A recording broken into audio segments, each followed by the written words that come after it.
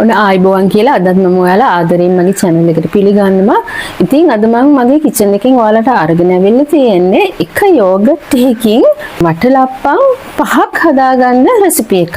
ඉතින් ඒක ඔයාලට ගොඩාක් වැදගත් වෙයි. ගෙදර හදිස්සියේ නෑදෑයෝ කවුරු හරි විසිටර්ස්ලා එනවා කියලා තියෙනවා නම් ගෙදර තියෙන්නේත් මොන හරි එක දෙයයි නම් හදිස්සියේ කඩේ යන්න විදිහකුත් නැත්නම් එන්නේ තියෙන එක yogurt එක පාවිච්චි කරලා තව 4-5 දිනකට කෑමක් අපිට හදාගන්න පුළුවන් ඩෙසර්ට් එකක්. ඉතින් මම හදාගන්නේ යෝගට් එකයි බිත්තරයි හකුරුයි පාවිච්චි කරලා රසම රස වටලප්පම් එකක්. ඉතින් මේක ඔයාලට ගොඩාක් වැදගත් වෙයි. එහෙනම් ඉක්මනටම මගේ කිචන් එකට එන්න.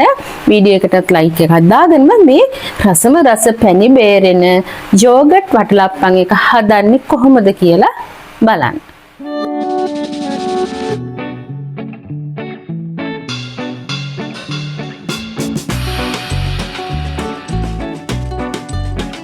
ඉතින් මේ ඔයාලා දකින්නේ මම අරගෙන තියෙන බඩු ටික තමයි.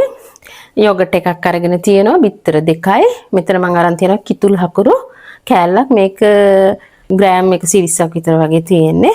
ඊට අමතරව රස එන්න මම ලුණු පිංච එකක් විතර පාවිච්චි කරනවා.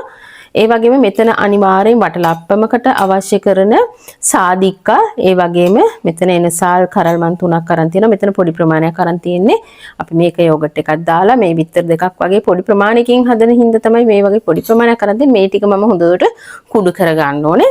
ඊට පස්සේ මම මෙතන මේක අවශ්‍යම නෑ. මම පොඩි කැරමල් එකක් කරගන්න. මොකද මට මේ හකුරු එක දිය වුණාම තියෙන පාටට වැඩි පාටකට මම කැමතියි. මේ වටලප්පම් එක පාට පැණි පාට තිබ්බහම ගොඩක් ඇත්තටම ලස්සනයි. ඒ හින්දා මම පොඩ්ඩක් කැරමල් එකක් කරගන්නවා. ඒක හැම වටලප්පමකට අත්‍යවශ්‍ය දෙයක් නෙවෙයි. ඒක ඔයාලට කැමති නම් පාට වැඩියෙන් ගන්න කරගන්න පුළුවන්. එහෙම නැත්නම් මේ අමුද්‍රව්‍ය ටික තමයි අවශ්‍ය කරන්නේ. මම නම් මේක කැරමල් එකක් කරගන්න. ඔයාලා බලන්න මම කොහොමද මේ රසවත් ගෙදරම තියෙන බඩු ටිකක් අරගෙන ඉක්මනින් හදාගන්න පුළුවන් වටලප්පම් එක හදන්නේ කොහොමද කියලා.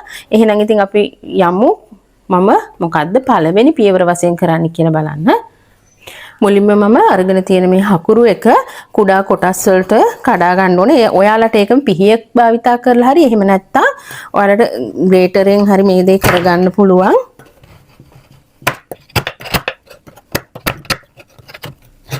අපි හකුරු ටික කපාගෙන අවසන් වුණාට පස්සේ මම ඊළඟට මම අරගෙන තියෙන සීනි මේස් හැඳි එකමාර කැරමල් කරගන්නවා. ඔයාලගේ මේ පැණි එක ඔයාලා කැරමල් කරලා දානව නම් මේ වගේ හොඳ පැණි පාටක් එනකොට ලිප අඩු කරලා මේකට උණු වතුර ටිකක් උණු වතුර මිලිලීටර් 50ක් විතර එක් කරගන්න. ඔයාලා අඩු ගින්දරේ තමයි මේක හදා ගන්න ඕනේ. හැන්ද පාවිච්චි කරන්න එපා. මේ වගේ කරකව හදා ගන්න. අපි හදාගෙන තියෙන අපේ කැරමල් එකටම මේක වීඩියෝ උනේ නැහැ මේකේ. මම මේක කැරමල් එක පැණි එක උණුනාට පස්සේ මම මේකට උණු වතුර මිලිලීටර් 50ක් විතර මේකට දාගත්තා. ඊට පස්සේ දැන් අපි කපාගෙන තියෙන හකුරු ටික මේකට එක් කර ගන්නවා. ඊට පස්සේ පැණි එක දිය වෙන්න තවත් මිලිලීටර් 20ක විතර වතුර ටිකක් එක් කර ගන්න. ඊට පස්සේ අපි මේක හොඳට හැදි ගාලා මේ පැණි ටික දිය කර ගන්නවා. ඔයාලා මේ හකුරු පැණි එක උණු කරගන්න එකටම ඔයාලට ලුණු පිංච එකයි ඒ වගේම කොටාගෙන තියෙන සාදික්කා ඒ වගේම එනසාල් කරල් ටික කොටාගත්ත ඒ කුඩු ටිකත් මේකටම එක් කරගන්න. ඔයාලගේ මේ පැණි එක උණු වෙලා අවසන් වෙනකොට මේ හකුරු පැණි එක තියෙන්න ඕනේ මිලිලීටර් 200ක විතර වගේ ප්‍රමාණයකට තමයි තියෙන්න ඕනේ. ඉතින් ඔයාලා ඒ ප්‍රමාණයට ඇති වෙන්න මේකට වතුර එක් කරගන්න ඕනේ. මේක දැන් ඔන්න අපේ හකුරු ටිකත් හොඳට දිය වෙලා හොඳට පැණි එක හැදිලා තියෙන්නේ. අපි දැන් ලිප් ඕෆ් කරලා මේක නිවෙන්න තියාගමු. ඒ අතරේදී අපි වටලප්පම් එකේ අනිත් වැඩ ටික කරගමු. ඊළඟට අපි අරගෙන තියෙන යෝගට් එක හොඳට භාජනයකට දාලා හොඳට මේක ක්‍රීම් එකක් වෙන්න ගසා ගන්න ඕනේ.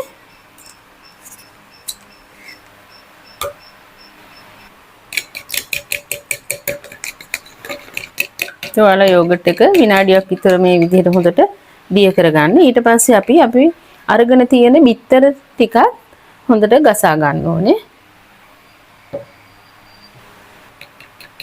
ඔයාලා ගෑරුප්පුවක් ආධාරයෙන් මේක කහමද සුදුමද මිශ්‍ර වෙන්න ගසා ගන්න. මේක පෙනෙනකන් ඔයාලා ගොඩාක් මේක බිත්තරයක ගහන්න උවමනා නැහැ. අපේ බිත්තරේ විනාඩියක් විතර අපි හොඳට මේක මිශ්‍ර වෙන්න ගහ ගන්නවා. ඒ කියන්නේ අර සුදු මදවල නිකන් කැට කැට ගතිය නැති වෙන්න ඔයාලා මේක ගහ ගන්න ගොඩ ගහන්න අවශ්‍යත් නැහැ.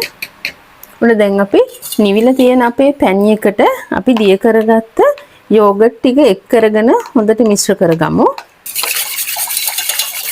පැණි එකයි යෝගට් එකයි හොඳට මිශ්‍ර වුණාට පස්සේ දැන් අපි මේකට අපි හොඳට ගසාගෙන තියෙන බිත්තර ටිකත් එක් කරගෙන හොඳට මිශ්‍ර කරගමු. දැන් අපි නැවතත් මේ මිශ්‍රණය හොඳින් මිශ්‍ර කරගමු. මේක හොඳට තප්පර 30ක් විනාඩියකට කිට්ටු වෙන්න මේක හොඳට මිශ්‍ර කරලා දැන් අපි මේක භාජනයකට පෙරා ගන්න ඕනේ. අද මම මගේ මේ වටලප්පන් එක තඹ ගන්න එහෙම නැත්නම් ස්ටීම් කරන්නේ මේ වගේ කප් වල ලොකු කප් එකක නෙවෙයි. ඉතින් ඔයාලට මේවා කඩෙන් ගන්න පුළුවන්. කඩෙන් ඔයාලා මේ වගේ කප් එකක් ගන්නකොට කියන්න ඕනේ ස්ටීම් කරන්න පුළුවන් වෙන කප් එක දෙන්න කියලා. එතකොට කඩේ මුදලාලි දන්නවා ඒක ඒ විදිහට දෙනවා. ඉතින් ඔයාලා මේ කප් ගෙදර ගෙනල්ලා හොඳට හොදලා හොඳට වතුර යන්න පිහිදලා ගන්න ඕනේ. ඔයාලා මේ කප් වලට මේව දාගන්නකොට මිශ්‍රණය දාගන්නකොට ගොඩාක් පිරෙන්න දාගන්න එපා. මොකද මේක තම්බනකොට ඒ කියන්නේ ස්ටීම් වෙනකොට මේක ගොඩාක් උඩට එනවා. ඒ නිසා ඊට පස්සේ ආයෙ පල්ලෙහාට බහිනවා. ඒ වුණාට තම්බනකොට උතුරන්න වගේ ගොඩාක් පුරව ගන්න එපා.